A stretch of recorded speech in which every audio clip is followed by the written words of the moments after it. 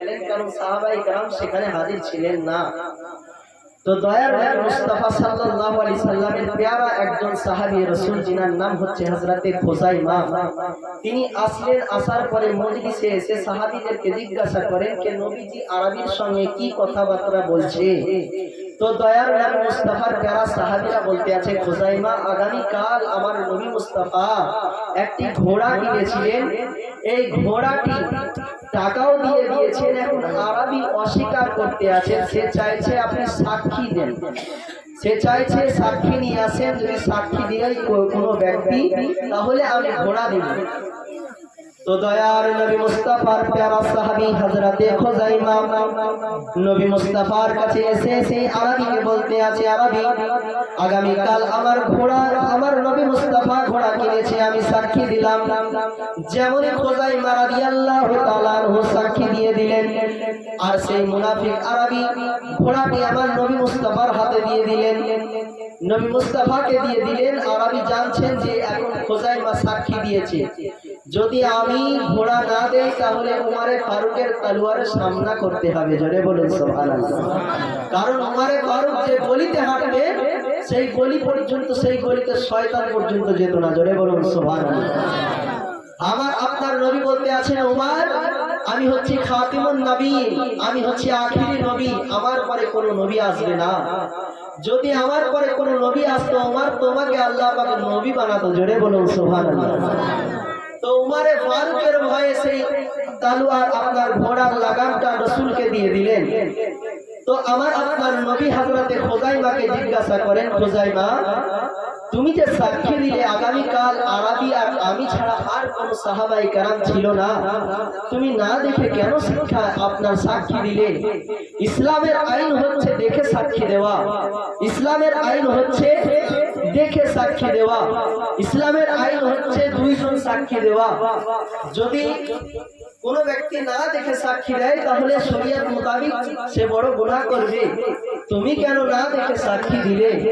তো হযরতে খুযাইমার আপনার মহব্বত দেখুন, ঈমান দেখুন, কতটা নবীকে ভালোবাসলে এই কথা বলতে পারে। হযরতে খুযাইমা বলতে আছে, ইয়া রাসূলুল্লাহ, ইয়া হাবিবাল্লাহ, আমি সাক্ষী এই জন্য দিয়েছি যে আপনি বলেছেন আল্লাহ আছে, আমি আল্লাহকে দেখিনি, আপনি বলেছেন তাই মেনে নিয়েছি। ইয়া রাসূলুল্লাহ, ইয়া হাবিবাল্লাহ, নবী গো আপনি বলেছেন রুহুল আমিন, জিবরাইল আমিন হচ্ছে ফেরেশতাদের সরদার। ইয়া রাসূলুল্লাহ, সেই রুহুল আমিন জিবরাইল আমিনকে দেখিনি, আপনি বলেছেন তাই মেনে নিয়েছি। ইয়া রাসূলুল্লাহ, ইয়া হাবিবাল্লাহ, নবী গো আপনি বলেছেন সিদরাতুল মুনতাহা আছে, সেই সিদরাতুল মুনতাহাকে আমি দেখিনি, আপনি বলেছেন তাই মেনে নিয়েছি।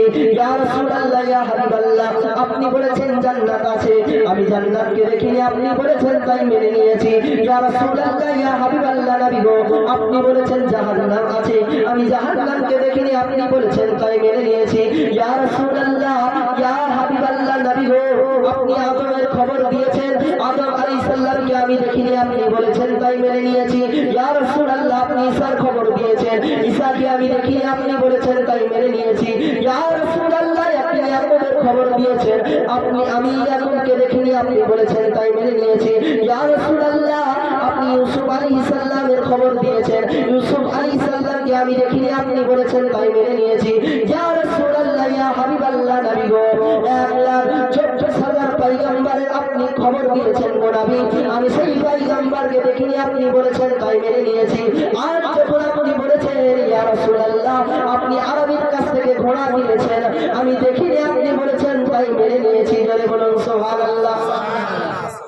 ইয়া রাসূলুল্লাহ, আমি তো না দেখে সব কিছুর সাক্ষী দিয়েছি, আল্লাহ আছে বলেছেন, আল্লাহকেও দেখিনি, জান্নাতও দেখিনি, দোজখও দেখিনি, সিদরাতুল মুনতাহাও দেখিনি, সবই তো না দেখে সাক্ষী দিয়েছি গো নবী। এখন যখন আপনি বলেছেন আপনি ঘোড়া কিনেছেন, তো আপনি সত্যই বলেছেন। জোরে বলুন সুবহানাল্লাহ। কেমন মহব্বত দেখছেন, কেমন ঈমান। এই রকম ঈমানের জজবা আমাদেরকে রাখতে হবে, কে নবী যেটা বলে দিয়েছেন সেটা সত্যি বলেছেন। জোরে বলুন সুবহানাল্লাহ। সাহাবায়ে কেরাম আপনার নবীজির ফরমান এতটাই মানতেন, কোনো কষ্ট যদি হতো সেই কাজের মধ্যে তবুও নবী মুস্তাফা সেই ফরমানের মোতাবেক থাকতেন। জোরে বলুন সুবহানাল্লাহ। বেরাদাইনে মিল্লাতে ইসলামিয়া, এ ছিল মহব্বত, এ ছিল ভালোবাসা। তাই কবি লিখতে আছেন, চেহারা